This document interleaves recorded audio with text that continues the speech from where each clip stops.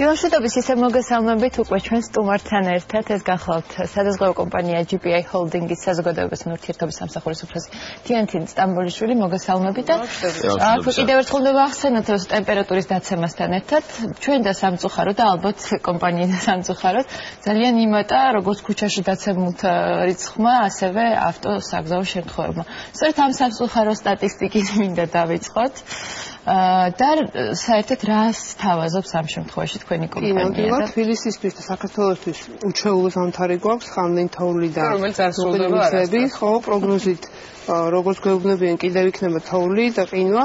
თბილისში დღესაც არის ზოგი უბანი მოყინული, არაცენტრალური გზები, მაგრამ ისა რეგიონებში კვლავ ცივა. ამ შემთხვევაში როგორც თქვენ აღნიშნეთ, ესეთ ამინდში რა თქმა უნდა არის გახშირებული როგორც ავტოავარიები, ისე ტრავმები, ჩვენ სტატისტიკაზე დაისახა. თუ თქვა ჩვეულებრივ დღეებში ავტოდაზღვევაზე საუბარი, ანუ ის ხალხი, ვისაც ჩვენთან აქვს ავტოდაზღვევა ნაყიდი, გამოძახება თუ იყო, თქვა 7-დან 10-მდე მაქსიმუმ, დღეს აი ამ პერიოდში, მთოვლიან დღეებში, სადღაც 25, 28, 30-იც კი იყო პირველ ორ დღეს. კი, თითქმის სამჯერ მოიმატა. ჩვენ რა თქმა უნდა მუშაობთ ესეთ რეჟიმში, 24 საათიან რეჟიმში მუშაობთ ისე, მაგრამ ახლა გაძლიერებულია, რა თქმა უნდა, როგორც ჩვენი ცხელი ხაზის, ასევე მომსახურე ჯგუფის მუშაობის რეჟიმი, ვინაიდან ჩვენ ისტორიულ დაზღვევის დადებითი მხარე ის არის, რომ ფინანსური დახმარების და დაფინანსების გარდა არის ასევე დამატებით მომსახურება, რომელიც ავარიის დროს ჩვენ მივდივართ ვეხმარებით ადგილზე, ვეხმარებით ადგილში სიტუაციის გარკვევაში და ამ შემდეგ. ავტომობილის ტრანსპორტირება, თქვათ, რაღაცის დახმარება, თუ ადრე პირველი ზარი კეთდებოდა მეგობრებთან, ეხლა პირველი ზარი ხო, ეს არის ადამიანის აღარ რაც არ უნდა დაგჭირდეს, ყველაფერს უზრუნველყოფს თქვენი სადაზღვევო კომპანია. ხო, აი მომენტში ძალიან მნიშვნელოვანია, რომ ჩვენ ვცდილობთ მივდივართ აუცილებლად, დაუყოვნებლივ რეაგირებთ და მივდივართ, როგორც კი ზარი შემოდის, და ადამიანს აღარ უწევს ან ხმართან ან ძმასთან ან მეგობართან ესეთ არის. რა თქმა უნდა, როგორც ასკამ თქვა, პირველი ზარი ხარ ვცდილობთ მაინც ახლობელთან, მე კარგად ვარ, მაგრამ მეორე შეკითხვა ისმის დაზღვეული ხარ, მანქანას გაგიკეთებენ? თუმცა ალბათ მე ვისაუბრებ კიდევაც რაღაც რა პირობები რა ბევრი ადამიანი მერე იწყებს ამაზე ფიქს, ერთ-ერთი მაგალითი მინდა მოვიყვანო ეკა სამხაროძის შემთხვევა, რომ სამწუხაროდ დაზიანდა მისი მანქანა, მაგრამ ვერ მოასწრო დაზღვევა, ხა ვიცი როგორ დაზღვეული ხარ ეკა. დაზიანდა იმას აღარ ქვია უბრალოდ. დაზიანდა ამ დღეებში, ხო, ალბათ. ამ დღეებში თოვლის პერიოდში. მაინტერესებს როდესაც შემთხვევა მოხდება, რა თქმა უნდა მაშინ ახსენდება ყველას, რომ ნეტა დაზღვევა მქონოდა, მაგრამ სამწუხაროდ შემთხვევის შემდეგ სადაზღვევო კომპანია ვეღარ დაგეხმარებათ, ამიტომ კარგია რომ მანამდე დავიწყოთ ფიქრი, განსაკუთრებით ისეთ დაზღვევებს, რომელიც არ არის ძალიან ძლიერი, შეიძლება ნებისმიერმა ადამიანმა შეკითხოთ დაზღვევას, რომელიც ამ დროს, ანუ მე პასუხისმგებლობის დაზღვევა, ანუ ყინვების და თოვლის დროს მე მგონი ეს ყველაზე აქტუალურია და რაც ყოველგვარი ეს არაა ძვირი. რო ავხსნათ ეს რა. აი, სწორედ მაგას ვამბობდი. აი შეიძლება ძალიან გამოცდილ ძღოლსაც ფრთხილად მიდიხარ ყველაფერი, მაგრამ მოხდა შემთხვევა, შენი მანქანას დააზიანე, შენი მიზეზით მოგიცურდა ავტომობილი და სხვაც დააზარალე და ეს შეიძლება შენი ავტომობილი არ გააკეთო, თუ თქვა ფული არ აგაქვს, მაგრამ სხვა მხარეს ის ვინც დააზარალე აუცილებლად იმას მანქანა უნდა გაუკეთო. ვინც დაუნდრიო ეკას მანქანას, ნამდვილად არ ქონდა ეს პასუხისმგებლობა და თუ გაქვს გამოგვეხმაუროთ და ისეთ ნამუსი მაინც თუ გაქვს გამოგვეხმაუროთ. და აი სწორედ ესეთ შემთხვევებში არის ძალიან გამოსადეგი პასუხისმგებლობის დაზღვევა, რომელიც ძალიან ხელმისაწვდომია, ღირს წელიწადში 60 ლარი და 5000 ლარის ფარგლებში ანაზღაურებს სწორედ ეს ძალას. ეს მაგივრად სადაზღვევო კომპანია გადაუხდის იმ დაზარალებულ მხარეს აი ამ ხარჯებს. ანუ მე თუ ვინმეს დავიჯახებ, თქვა ზოგადად დავიფაროს, თუ ვინმეს დავიჯახებ და მისი მანქანა გასაკეთებელია, ჩემ მანქანაზე არ ვსაუბრობ. მის მანქანას გააკეთებს სადაზღვევო 5000 ლარის ფარგლებში. კი ბატონო, ეს დღეს 60 ლარი. გაუცურდა გაჩერებული მანქანა ეს შემთხვევა რომ მოყვეთ. ხო და აი სწორედ მაგალითისთვის მინდოდა მომეყვანა ზუსტად ამ დღეებში მოხდა ეზოში დააყენა ჩვეულებრივ თავი პატრონმა მანქანა და მოყინული იყო ტროტუარი, დაცურდა ეს მანქანა და ორი მანქანა ჩაიყოლა კიდე მეზობლის. საბედნიეროდ მას ჰქონდა პასუხისმგებლობა და ავტოდაზღვევას და ამ ავტოდაზღვევის მანქანაზე და ამიტომ მე მინდა გადავინასტო ჩვენს კორესპონდენტთან ნინო ლაშხთან, რომელიც იმყოფება ასევე დამტრეულ მანქანასთან და ძალიან მაინტერესებს რა ბედი ეწია მანქანას და რა დაადგინა ექსპერტიზამ და რა ზის შედეგად დაიმტრა და საერთოდ რა დადგინდა. მოგესალმებით ნინო. დილა მშვიდობისა, მოგესალმებით. ალბათ არავინ მათ შორის არ სადაზღვევო კომპანიის თანამშრომლები არ ისურვებდნენ ავტოავარიების სიმრავლეს. თუმცა სამწუხაროდ მსგავსი უბედური შემთხვევები ყოველდღიურად ხდება.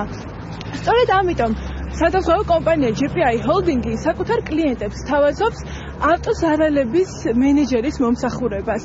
ჩვენ ახლა მაყურებელთან ერთად შევეცდებით გავიაროთ ყველა ის პროცედურა, რასაც სადაზღვევო აგენტები გადიან უბედური შემთხვევების დროს. ახლა ვდგავართ იმ მანქანასთან, რომელიც სულ ახლახან დაიმტრა, ვერცხლისფერი Mercedes-ის მარკის ავტომობილი დაზიანებულია წინა ნაწილით. გვერდდება ახლა ჩვენი GPI Holding-ის ანაზღაურების სამსახურის მენეჯერი ბატონი ჯემალ ქარუმიძე, მოგესალმებით ბატონო ჯემალ და უფრო დეტალურად აგვიხსნის თუ როგორ ხდება ანაზღაურება დაზღვევის. ბატონო ჯემალ, როგორ შეაფასებთ ამჟამად ამ მანქანას და რა ხდება რამე განსაკუთრებულ ასე ვთქვათ კრიტერიუმებს თუ ითვალისწინებთ შეფასების დროს? გამარჯობათ, მივესალმებით თქვენ ტელემაყურებელს. საერთოდ შეგიძლიათ კაცი ნახოთ ეს მანქანა. ეს დილის საათებში დაიმტრო ეს მანქანა, მოყინულ სავალ ნაწილზე მოცურდა, მძღოლმა ვეღარ დაიმორჩილა საჭე და შეეჯახა ხეს. პირველდელი შეხედვით დათვალიერებით საკმაოდ მძიმე დაზიანებები აქვს, სავარაუდოდ იქნება მთლიანი ზიანი. საბედნიეროდ ეს მანქანა დაზღვეულია ჩვენთან და ჩვენ მოგვიწევს მთლიანი თანხის ანაზღაურება. ეს არის ამ მანქანის აბაზრო პასი. რა ხდება ავტოავარიის დროს? რა უნდა მოიმოქმედოს სტრესულ მდგომარეობაში ჩავარდნილმა მძღოლმა და რა ვალდებულებები ეკისრება ამ შემთხვევაში სადაზღვევო კომპანიას? ჩვენი კოლ-ცენტრი მუშაობს 24 საათიან ფორსირებულ რეჟიმში. შესაბამისად ამ ამინდებიდან გამომდინარე, უპირველეს ყოვლისა უნდა დაგვირეკოთ ჩვენ, შემთხვევის ადგილზე ჩვენი მომსახურების ჯგუფი გადის დაუყოვნებლივ და მაქსიმალურად ეხმარება დაზარალებულს, ანუ ჩვენ დაზღვევულს რა. მოგეხსენებათ, რაცა უნდა გამოცდილი იყოს ძღოლი ავარიის შედეგად ღებულობ ძალიან დიდ სტრესს. შესაბამისად უჭირს ადეკვატურად აზროვნება, შესაბამისად გადაწყვეტილების მიღება და სწორედ აქ არის მნიშვნელოვანი ჩვენი ჩართულობა, რომ მაქსიმალურად დავეხმაროთ და გავარკვიოთ სიტუაციაში, მოუგვაროთ არსებული პრობლემები, რაც არის ავარიასთან დაკავშირებული საკითხები, ეს იქნება პატრულთან ურთიერთობა, დაზარალებულთან თუ ასე შემდეგ. რა ვადებში უნდა დასრულდეს ავტოავარიის, ავტოინციდენტის გარკვევა? ავტოინციდენტის გარკვევა ხდება ადგილზევე პატრულის მიერ, თუმცა ანაზღაურების კუთხით არ შეეხება, ეს არის ადგენიანი პროცედურა. ანუ ეს არის ძალიან გამარტივებული პროცედურა, მანქანა გადადის შესაფასებლად. მნიშვნელოვანი იმის თქმა, რომ ეს არის დამოუკიდებელი სერვის ცენტრები, ანუ არ არსებობს იმის რისკი, რომ სადაზღვევო კომპანია თვითონ შეგიფასებს თქვენ ზარალს, და ეს იქნება ტენდენციური, არა ობიექტური. სწორედ აქ არის მნიშვნელოვანი, რომ ეს ზარალი შეფასდეს დამოუკიდებელი სერვის ცენტრის მიერ. ხო, დარჩენილი დოკუმენტაციის ასეც ვაკეთებ ჩვენ თვითონ, ანუ პატრულის აბუთები ჩვენ თვითონ ვიძიებთ, აღარ უწევს კლიენტს ამაზე დროის დახარჯვა. შეფასდება და როგორც კი მანქანის ზარალი შეფასდება და ყველა არსებული დოკუმენტაცია იქნება, მაქსიმუმ 10 დღის განმავლობაში ჩვენ ვანაზღაურებთ ზარალს. გესაჭიროებათ თუ არა ამ დროს მოწმე, ავტოინციდენტს თუ უნდა ყავდეს მოწმე? არ არის აუცილებელი, ჩვენ ამ პროცედურებში არ ვეხებით, ეს არის აბსოლუტურად პატრულის პრეროგატივა. და ალბათ მე ვიცი ამ ავტოდაზღვევას აქვს კიდევ ერთი შეთავაზება, ალბათ ქალებს ყველაზე მეტად დაინტერესებს. რას ითვალისწინებს ეს შეთავაზება? ჩვენ ვართ დამატებითი სერვისი, რასაც ქვია ავტოასისტანსი ემსახურება ჩვენ დაზღვეულებს გზაზე, ნუ შეიძლება ნებისმიერ ტექნიკური პრობლემა მოაგვაროს, თუნდაც მანქანას ვერ ქოქავდეს, ან თუნდაც საბურავი დაუზიანდეს და გამოცვლა საჭიროებდეს, ან მანქანა გაფუჭდეს და ვერ გადაადგილდებოდეს.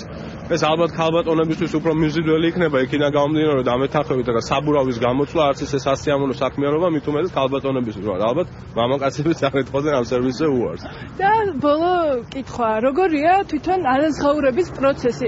ვინ აფასებს ზოგადად უბედურ შემთხვევას, ავარიას ამ შემთხვევაში? ეს როგორი მომენტია, ჩვეულებრივ პატრული აფიქსირებს შემთხვევას, ანუ იწერება შესაბამისი დოკუმენტაცია და ამ დოკუმენტაციის საფუძველზე ჩვენ გავცემთ ანაზღაურებას. დანარჩენი ჩვენგან მეტი არაფერი არ არის საჭირო. მე როგორც ვიცი, დამოუკიდებელი სერვის ცენტრი არსებობს, რომელიც ამას აფასებს და ამ შემთხვევაში არც თქვენ და არც იმ პიროვნებას არ ეკისრება ვალდებულება შეაფასოს, რამდენად დაზარალებულია ესე თუ ის მანქანა.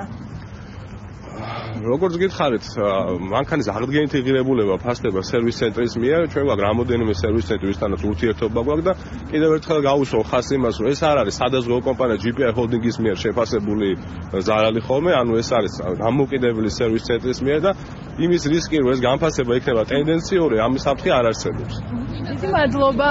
გაგემშვიდობებით, უსურვოთ ჩვენს მაყურებელს ყველანაირი უსაფრთხო. იმედია ამ ავარიისთვის არავინ დაშავებულა იმ Mercedes-ში ვინც ის და. ძალიან მადლობა. მოვუწოდებ, რომ იუამინდება კიდე გვიახლოვდება და ალბათ კარგია თუ დაფიქრდებიან შეიძინონ შესაბამისი დაზღვევა.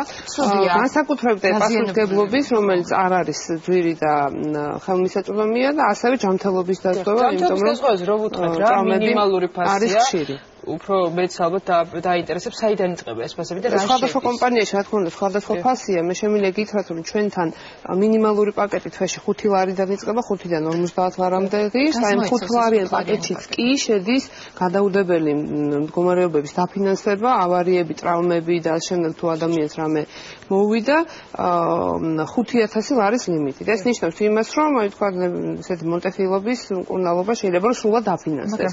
მაგრამ ამას გარდა ასევე არ იფიქროთ რომ მარტო ტრავმები შედის ბავშვისთვის უფასო პედიატრი მთელი წლის განმავლობაში და ოჯახის ექიმი ასევე 100%-ით. თინათინ თქვა მე არაფერი არ მომივიდა, მაგრამ მგზავრი დაშავდა. ესეც არის ძალიან იაფი, ავტოდაზღვევასთან ერთად იყიდება $3 თვეში და გარკვეული ლიმიტ $10,000 ლიმიტით მგზავრების მკურნალობაც ასევე შედის აი ამ თანხაში.